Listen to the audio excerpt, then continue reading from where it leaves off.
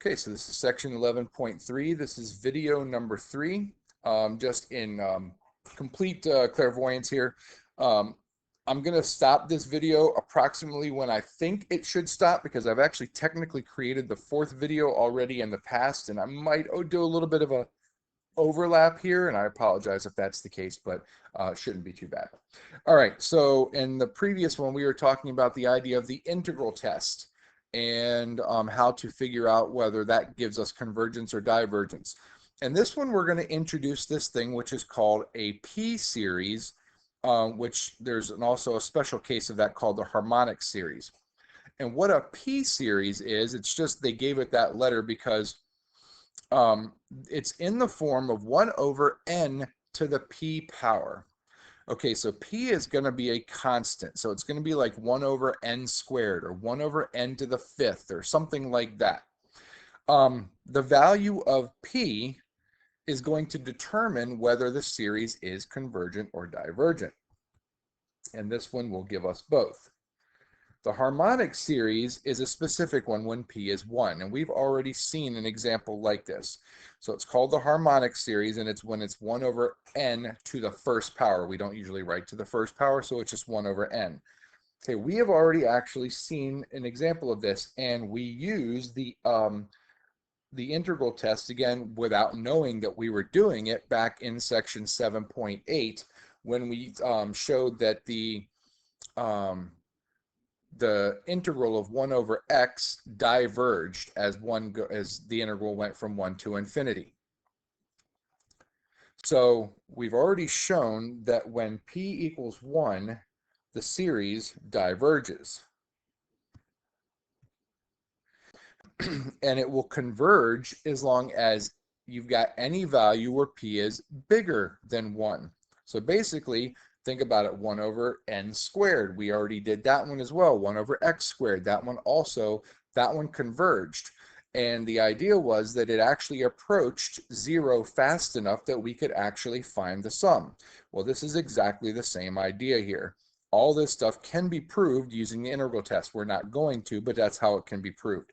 So it's interesting here, and it says in number 1, that the series is going to converge as long as p is bigger than 1. That is true. So any value bigger than 1, 1.0000001, still converges. And it says it's going to diverge if p is in between 0 and 1. Technically, as long as p is less than or equal to 1, that includes all negative values, it's going to diverge. Because if you think about if p is a negative value, it brings the denominator up to the top and makes it a positive, so then you're just going to be raising something to a really big power, and it's going to be not in the denominator anymore. So it would just keep getting bigger and bigger. So basically, as long as p is bigger than 1, it converges. Anything else, it's going to diverge. All right, so let's go ahead and take a look at our examples. Again, this is probably one of the easier ones. So if you want to determine the convergence of the series as n goes from 1 to infinity of 1 over n squared, very simple. This is in the form of a p-series. It's a constant. It does not have to be 1 on top, by the way. It has to be a constant over n raised to some power. And we've got 1 over n squared.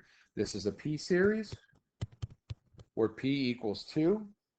2 is a value which is bigger than 1. Therefore, by the p-series, this series is convergent. Okay, very, very straightforward, very easy to do. Even if it's written in a different form, like example 2. This is the sum of 3 times n to the negative 6/5 power. If we were to rewrite that sum, n equals 1 to infinity, we can pull the 3 out to the front. We don't have to, but we could. That would become 1 over n to the 6/5 power. 6 over 5 is a number which is bigger than 1. So we would have a p-series where p equals 6/5, which is greater than 1. Therefore, this would be convergent. Okay, again, not really that difficult. What makes it difficult maybe is some of the algebra that you might have to do in something like example 3. And it just takes an algebraic manipulation, because that definitely does not look like a p-series as it stands, or we can rewrite it so that it is in a p-series form.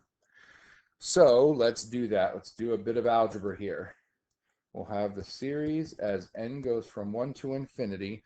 So the cube root of n squared is the same thing as n to the 2/3 power. And that 5 in the denominator there, we can pull that out as a 1/5. That's just a constant. And then we'll have n to the 3/4 power, which then we have to do a little bit of manipulation to get a common denominator so we can simplify that. So we'll have 1/5 sum as n goes from 1 to infinity. So that'll be, let's see, the common denominator is going to be 12. So it's going to be n to the 8/12 divided by n to the 9/12. So 9. So that is going to end up being 1/5 the sum as n goes from 1 to infinity of, that's going to end up being 1 over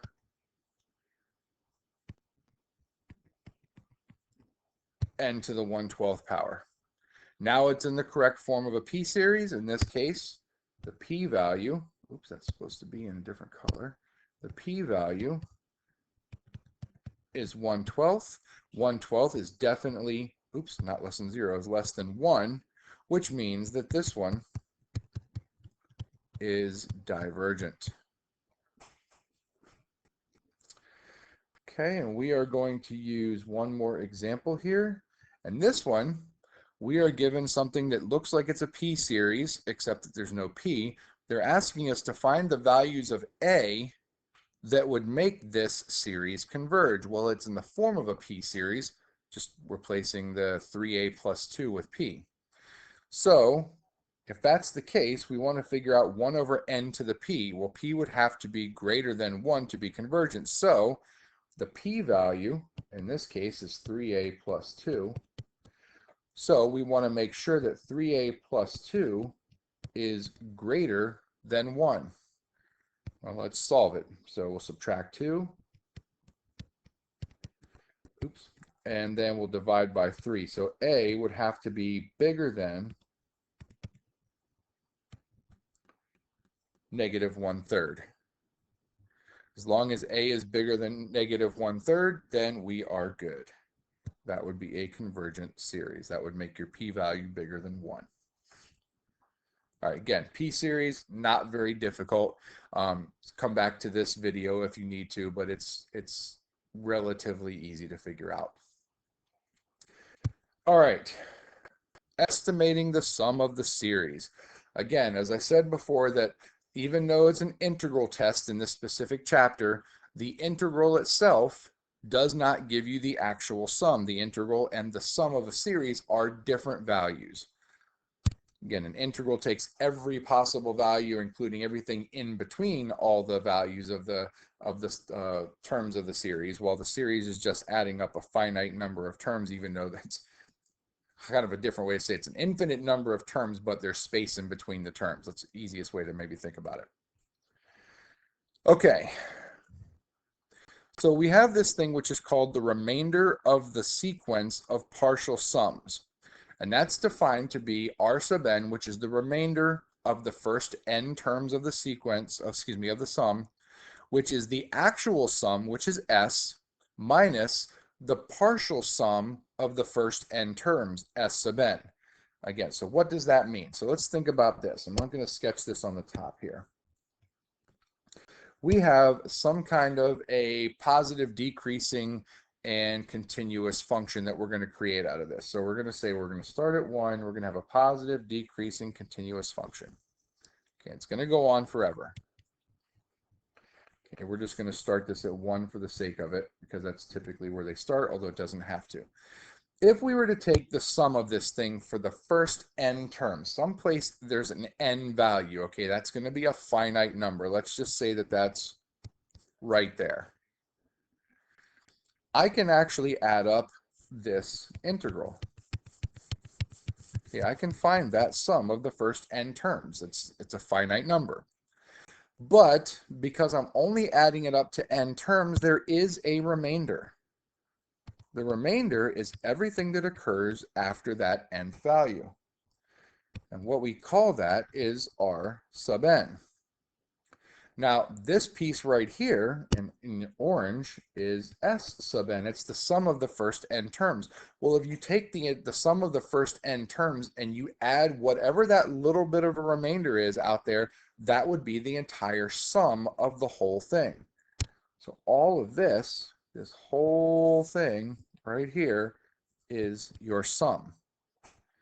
So if I want to find that remainder, I would take the entire sum and I would subtract the sum of the first n terms, which is what we have here. So we're actually going to write this one out in words. So the remainder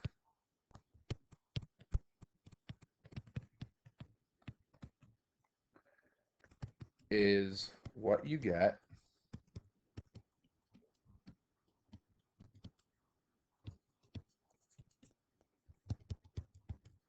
when you take the actual sum, we'll call that S, and subtract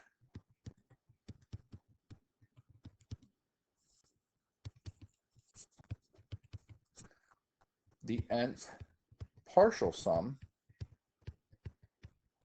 which we call S sub n. And what the remainder can do is the remainder can tell us how accurate our nth partial sum is compared to the actual sum. So again, I'll write that out. The remainder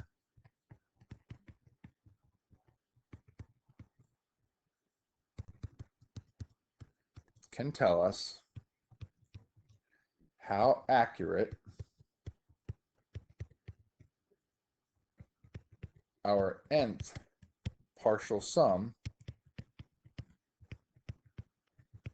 is compared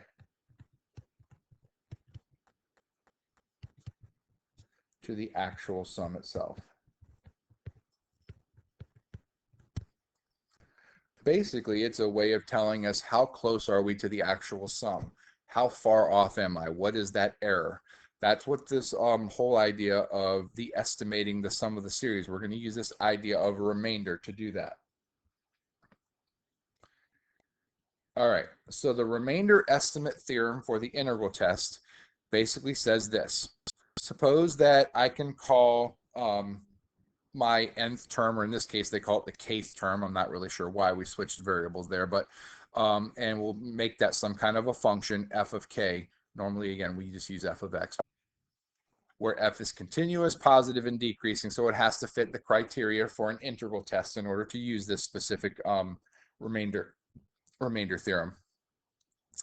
X has to be greater than or equal to n, and the sum of a sub n has to be convergent. So obviously, if this is not convergent, then you can't find the sum in the first place, so we wouldn't even worry about the estimation. So what this says is, again, if r sub n is equivalent to the actual sum minus the sum of the first n terms, then what we can do is we can bound that remainder.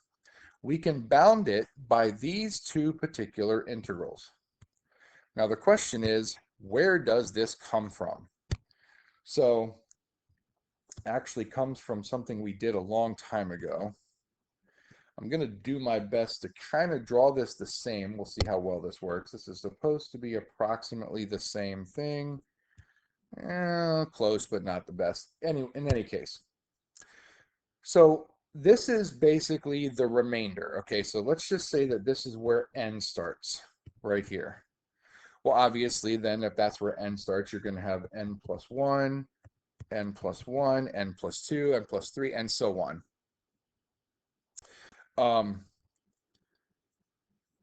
This comes from the idea of Riemann sums way back when we first started to develop the idea of integration. The n plus 1, actually, let's go with the n part. The n part is going to be relative to a right Riemann sum. So this one right here, let's go with red. this one right here, is going to be relative to a right Riemann sum. So if I start with n and I use a right Riemann sum, that means the upper right-hand part of the rectangle is going to hit the graph. So if I go up here, come over to n plus 1, the upper right part of the rectangle will hit the graph. And that's going to keep on going. Whoops, that's going to keep on going for every rectangle that I create. This is not going well as far as my drawing is concerned, but hopefully what you can see, make that a little bit bigger. The idea here is that with the right Riemann sum, right Riemann approximation method, what we have is we have space. Okay, we have space that's left over in here, which means that this is an underestimate. Okay, so we are bounding that by some kind of an underestimate. If you do the n plus 1 term, that means that you're going to use a left Riemann approximation method. So this is going to be an LRAM. So this one right here would be an LRAM, which means that the n plus 1 piece right here is going to be the upper left hand part of the rectangle, which means your rectangles will all be above the curve, which means that you have space of your approximation method, which is above the curve. So in this case, your Riemann approximation method is going to be an overestimate. So what we have is we have a way to bound this remainder. The remainder is going to be bound in between these two things right here. Okay, and that's where I think we're going to leave this, because I believe this is where my last video picks up, and it's going to show you how to actually incorporate this. Ultimately, if the concept here doesn't make a whole bunch of sense, you can always just kind of go with the formulas, but hopefully you can work through this and kind of let it sink in conceptually. I'm going to stop it right here, and the last video, we'll call it video 4, is already done, so hopefully that works out for you.